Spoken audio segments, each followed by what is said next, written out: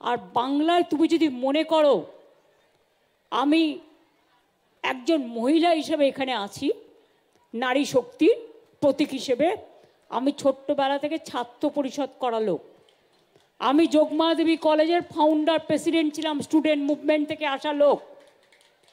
আমি যদি কিছু ধরি সেটাকে শেষ করে ছাড়ি।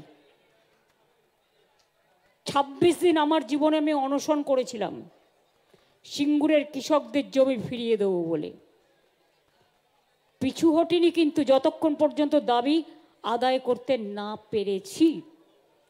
কাজেই আপনারা আমার হেলিকপ্টার বাতিল করে দিন, আমার রুট বন্ধ করে দিন, যা ইচ্ছা তাই করুন, আমার কিছু যায় আসে না।